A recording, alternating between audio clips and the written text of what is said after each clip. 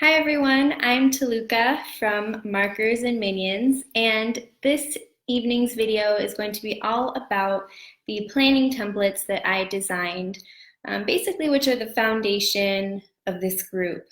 I started this group right after I made the planning templates as a way for us all to come together and connect and plan with each other on Sunday nights. Since first creating them 2 years ago, I've updated them several times, but they are always available for free to you to use to help you plan your benchmark units. So over the last 2 years, I've filmed, and I throw this number out there all the time, I can never be sure, but I filmed, I want to say like 50 hours worth of videos, many of which I spent planning using these templates and helping teachers get ready for their units. So today I just wanted to go over them and show what they look like and talk about the differences between using the templates and then just following the benchmark weekly layout, and also just how I use them to help me plan and how they might help you plan too. So first of all, to start, I put up a post a couple of days ago about, maybe it's yesterday, no, a couple of days ago about introducing yourself. So go ahead and find that post if you haven't yet and just let us know just a fun tidbit about yourself, your teaching style, whatever that you'd like to share to help us get to know one another. I am slowly but surely commenting and replying to everybody there. But I feel like one of the things that really makes this group work well is that we all feel open with one another, and we share a lot and we make friends and connections. So be sure to introduce yourself and read about the other members of the group. So the why behind these templates. When we first adopted this program, I knew that one of the reasons why I liked it, let me preface this by saying I was on the adoption committee, and one of the reasons why I liked it was because I was able to make a lot of parallels between the program and things that I was already doing and practices that I already was used to, etc. I was familiar with a lot of the strategies and the layout of this program. Okay, so with that said though, it's easy to lose yourself when you are trying to make sense of the curriculum. When you're trying to follow the program exactly as it is to the T, it's easy to forget your teaching style, which is kind of why I put that post up a few days ago, tell us about your teaching style. So I made these templates as a way or an opportunity of practice for us to get out of the TRS, okay? So yes, all of this information is already in the TRS. Benchmark didn't just like give you a bunch of stuff and say, figure it out. They planned it out for you. They laid it out by day, by unit, lesson number even. So it is all in there, but the act of transferring all of the skills and the strategies is helping you get out of it, and as a result, you're processing exactly what it is that you need to teach. You're able to learn the program's patterns, so you'll be able to see what spirals, and you'll be able to then make decisions about your teaching. And then essentially, it will help you gain a little bit of trust in this program. You'll be able to see how lessons spiral throughout the week, throughout the unit, throughout the year, okay? And so seeing that is going to help you be okay with the failure in the beginning of the year. I guess that's the nicest way to put it. The struggle. And when you gain this trust, you're gonna gain a lot more confidence, and your teaching, your own teaching, your true teaching will be able to come out. Okay, so with that said, I have two templates. One is a template for kinder and first grade, and the other one is second through sixth grade. And I did this on purpose. I didn't create templates for each grade level because I thought it was important for me to show that the layout of the program, there are so many things that connect us across the grade levels. And there's so many things that transfer over time. So there are the 2 grade level spans. Once the kids get to 2nd grade, it switches and then it stays pretty consistent until 6th grade. So for these templates, there are 2 versions, and then they are paper, and I keep looking at them, I might as well show you.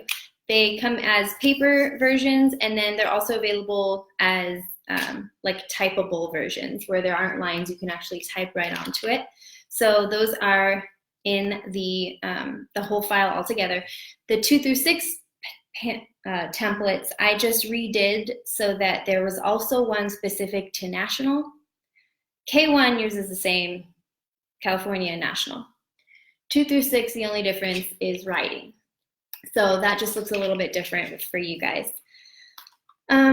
Also, I added daily planners for K and 1. I already had daily planners for the 2 through 6, which I also went in and made the, just little slight adjustments here and there, but I added them for K and 1. So I didn't use the daily planners all the time. I put them in there because a lot of teachers like to have it blown up for the day.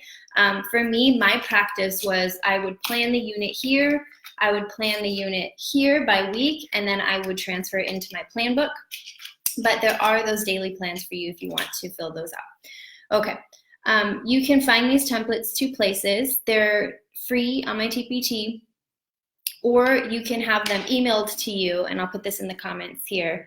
It's a bit.ly, so when you go to this URL, it'll ask you for your email address, and it's to join my email list, and then it's going to be sent out to everybody automatically. As soon as you click go, it comes up to your inbox, goes to your inbox.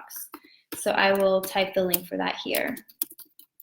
And the updated ones are in both places. All right. So over the next couple of weeks, I'm going to be planning Unit 1 for each grade level. So my husband's in charge of dinner for the next 2 weeks, so pray for us. Monday, I'm going to be doing kinder, so tomorrow. Tuesday, 1st grade. Wednesday, 2nd grade. Thursday, 3rd grade. And then I'm taking Friday and the weekend off. And then I will come back the following Monday to do 4th grade, the following Tuesday to do 5th, and then 6th will be that Wednesday. So it's going to go all the way until September 18th. And I will probably create like group event calendar invites so that you could, I guess, just click attending. Because when you attend an event on Facebook, it reminds you like you have this coming up, so it'll remind you. So I'll create those later on this evening after I make dinner tonight. All right, so we'll go into the actual specifics of planning by grade level next week. But right now I just want to kind of, unveil them and show you what they look like and how we use them. So I'll start with K1. Actually, I'm going to keep it on my clipboard. I start the unit overview page with phonics and phonological awareness up on top. Before it was reading or close reading up top, and then there was a section here. I decided to start with that here because that's really the bulk of the program. This is where you're going to be writing a ton of what you're doing all week and all unit. And then here you've got your reading skills. So these are going to be your comprehension-based reading lessons. And then I have here build vocabulary strategy. So this is not going to show up every week typically, but I do like to pull it out to show that there is a lesson that week. So this is usually one of your reading lessons. So, and it's a lesson that focuses only on building vocabulary. So sometimes I say this example all the time, but context clues, or it can be shades of meaning, any kind of word study where you're going over vocabulary. I pull it out just so I know, I make a mental note that there is an explicit lesson that week, because there isn't one all the time. And so that for me helps me make a decision about like where I might need to fill in some of the gaps, because I personally like to always go over vocabulary with my kids because the texts are hard. They're full of vocab. All right. And then you've got your language skill down at the bottom here. So it's, nouns, verbs, any sort of grammar related skill for the week goes there. Now, oh, and one other thing to note here, and same with all the planners, on this unit template, you're just pulling out the skills and strategies. You're not mentioning or taking note of any of the resources or the text. Once you get into the weekly planner, that's where you make the connections between the skills and the objectives that you're meant to be teaching, and then what you're using to teach them. So going into week 1, you've got your shared reads and you've got your mentor reads. So your shared reads and your mentor reads they're all big books. The shared reads, though, are the ones where you also have the student consumable. So here I just like to put the text titles there. Here you've got your spelling, your phonics focus, which I'll go into specifics when I'm planning for each grade level. But if you have any spelling words here, they go here. High frequency words, sometimes those are the same, right? So this is just a way to log the words for the week. Then I have phonological awareness, shared reading, mentor reading, and writing every single day. So phonological awareness / phonics and your phonics, you would put your main focus there. Now open up the TRS and there's going to be a ton of things to focus on, right, in terms of your phonological awareness lessons, a ton of things that you're going to be honing in on. But eventually over time, like if you just focus or create a focus target or something that's essential, something you really want to work with or make sure you get to, you would put this here. Then I have the shared reads, so same thing. And then the mentor reads where you bring in your reading lessons, the comprehension, and then the writing for the day, which connects to what you read about. Okay, so if you're having a lesson on key details, you're going to be then writing about key details. It's always connected. And then midway throughout the week, it changes to shared read 2 and mentor read 2. On day 5, you have the connection reading. I don't know if you can see that. That's a little infinity sign or connection sign to show that this is where you're making a cross-text analysis, so using 2 different texts and comparing and contrasting or using information from both, etc. You're always doing that on day 5, and sometimes it's the shared read and the mentor, sometimes it's shared and extended, etc. Okay, now the difference between week 1 and weeks 2 and 3, weeks 2 and 3 are the same, is the mentor reads then turn into one extended read. Okay, so it's just one text that you're using all week for your reading comprehension lessons. Okay. All right, I'm gonna pause and look at comments, and then I'm going to show, actually let me show you the daily first, why not? I printed out 1 page of the daily planner, and it looks like this. So basically, you have a little more room to elaborate, put in some extra notes. This is, your weekly is kind of like at a glance. Here's where you can really go into specifics. I also have a space here for ELD if it's applicable. If not, white it out. And then guided reading, if you have any notes about your group formations or your focus, what you're gonna focus on with each small group, you can put that here. And then here are your guided reading notes, just to have this, if you're using this, you're having this out, you might as well have this next to you where you're jotting down notes for on the students that you're meeting with.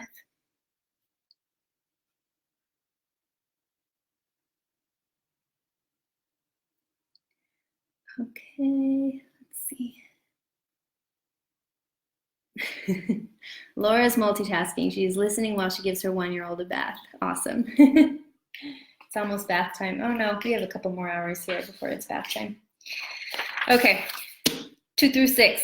So on our templates for 2 through 6, I have the close reading first. This is going to be the bulk of our week. It's all close reading, comprehension-based lessons every day.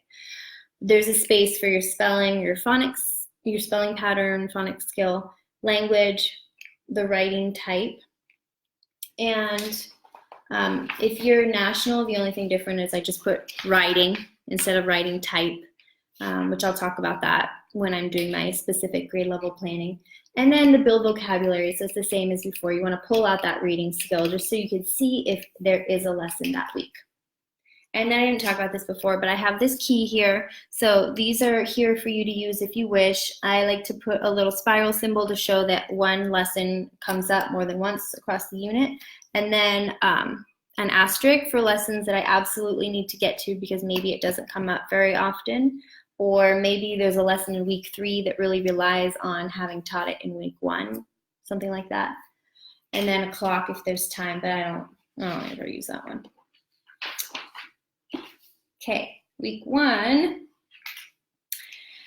So there's a bridge between first grade and second and up, right? First and second there are shared reads still for second grade.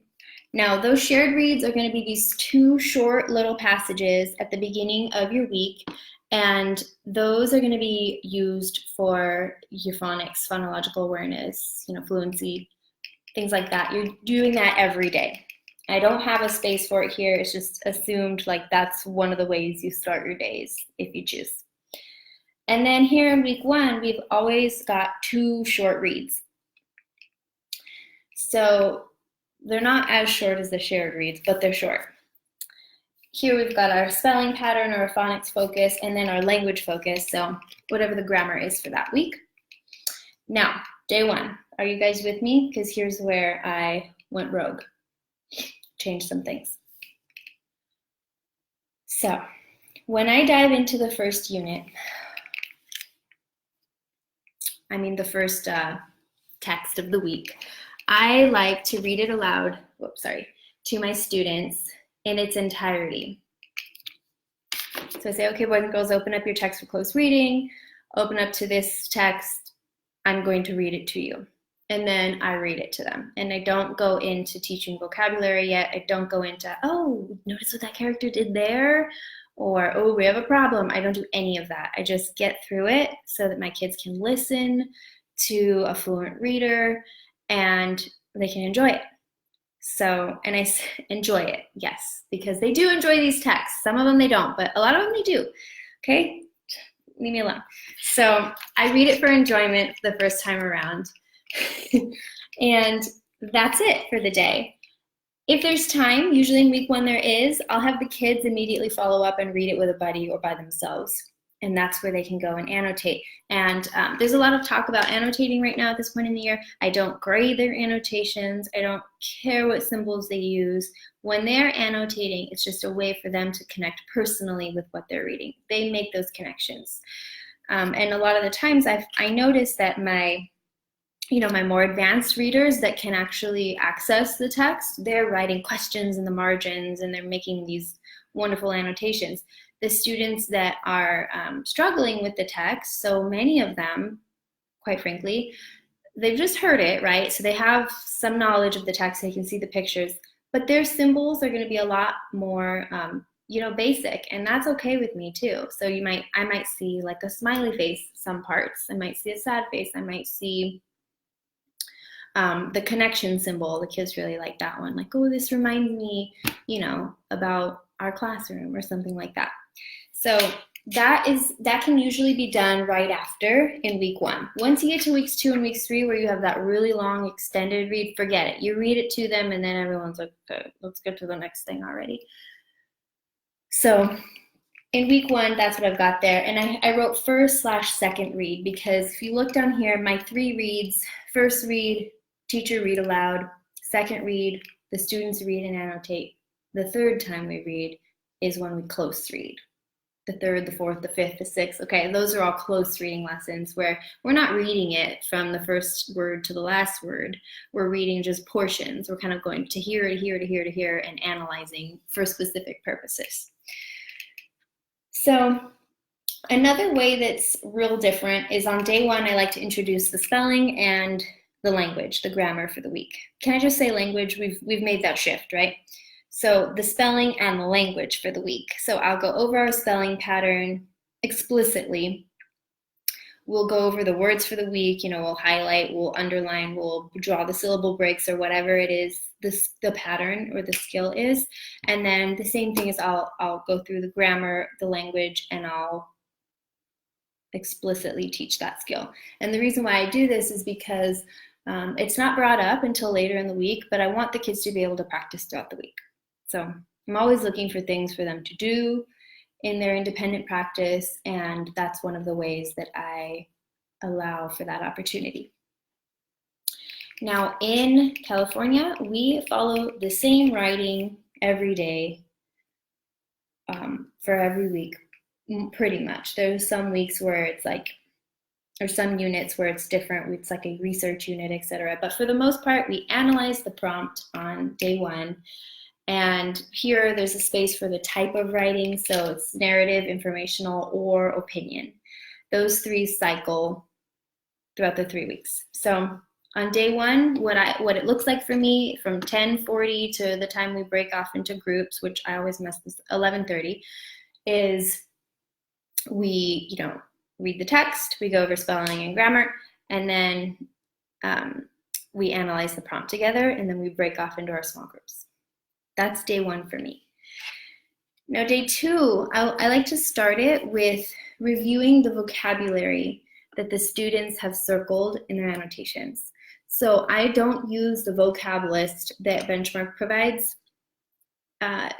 I let them choose their own words. So they're circling throughout their annotations, and I make sure that we are reviewing them and talking about how to find the meanings of each word after they read the new text. So in week 1, where you've got the 2 different texts, that's going to happen on day 2, and it's going to happen on day 4. So after they read the first short read, after they read the second short read.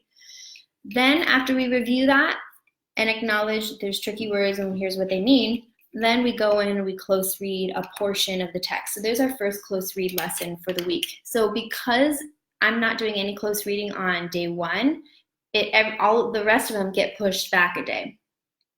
So that's why you have to kind of get creative and flexible in order to cover the most, amount of lessons as you can. After we close read, we go in and find text evidence for our writing. Now, National, let me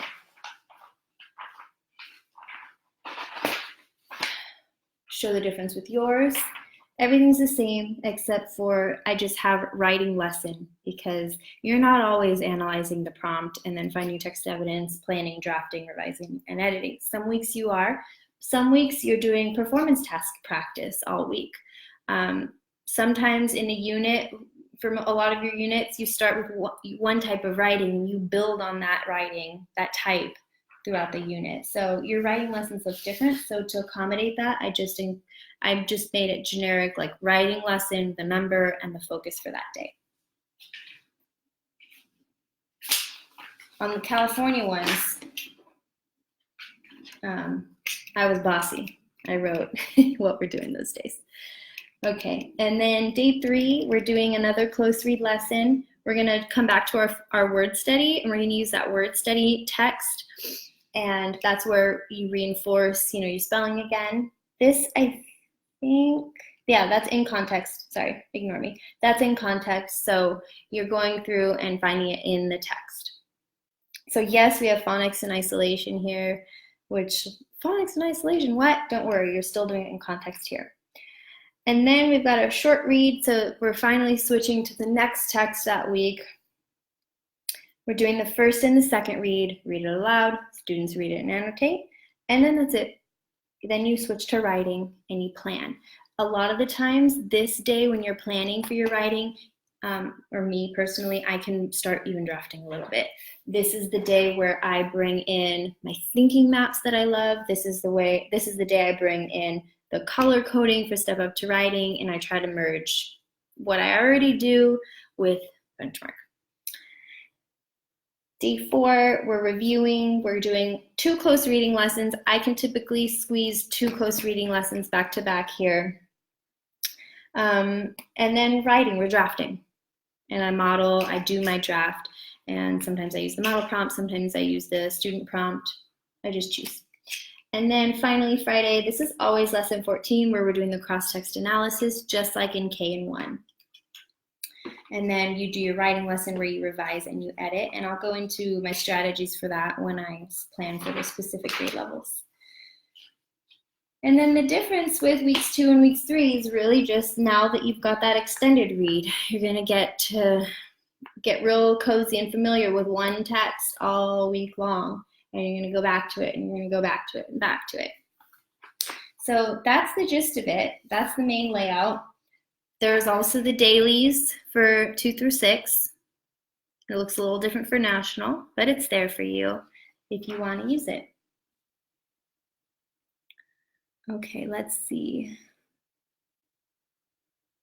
So the difference between weeks 1 and weeks 2 and weeks 3, Erin, is just the amount of tests. So week 1, you've got your, if you're K1, you've got your mentors, and then it becomes extended in weeks 2 and weeks 3.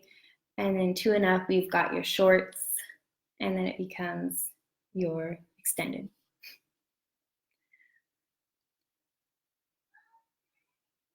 Kelsey says, what do you recommend for the kids who are 1.5 years behind in reading for using the leveled readers per unit? Pull what you need. So for my kids that are, they might, in your leveled reader set for the unit, if you don't have something that's low enough, or on the opposite end, high enough, you can pull from, you can access them digitally. You can always just pull from other grade levels. Some schools are actually making a leveled reader kind of like bank where you can go and select. I just knock on, you know, first grade teacher's door and I say, hey, can I borrow this? So with Benchmark Universe Online, you can access all grade levels, everything. It's not ideal to have to read it on a screen, but it is there for you to differentiate.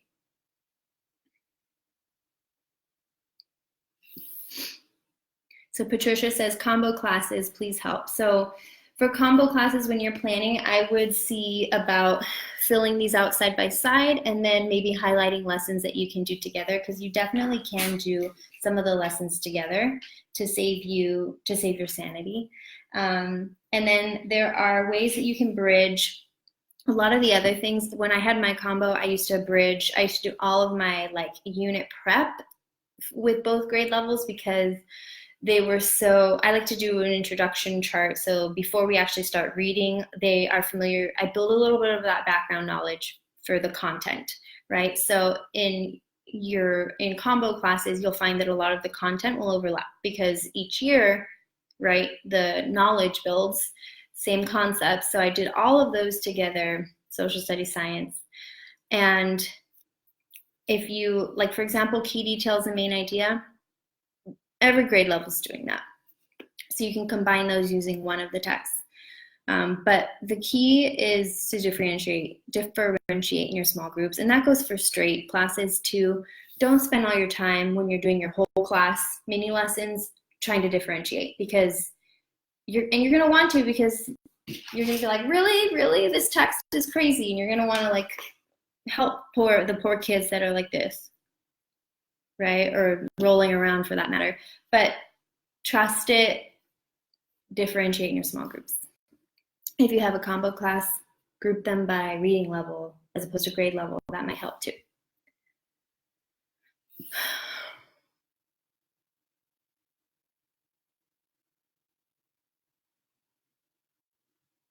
Heidi, I'm going to link a video that I've done on small groups and guided reading for you, and I'll comment on that afterwards for you. Okay. You mentioned before that you don't begin small groups until Unit 2. What do you do during the first unit to get them ready for small groups? So in the reviewing routines, you're already getting them ready for their like working independently, and you're introducing those centers. In Unit 1, I like to just focus on the content and do my whole group lessons, and then I also do a project because I love Unit 1. So I do a project that relates to it, and we work on that every single day.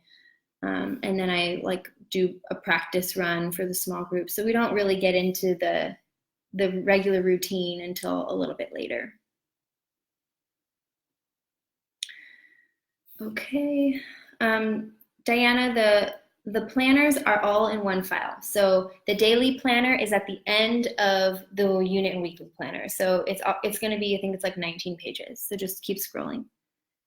Okay. All right, guys, that's it for today. I wanted to keep it short, nice little overview. I will respond to you all in the comments, and this video isn't going anywhere. It'll stay on our Facebook group forever, so you can always come back and rewatch it later. And I will start creating those events for the next couple of weeks to plan with each of you. All right, thank you. Bye. Happy planning.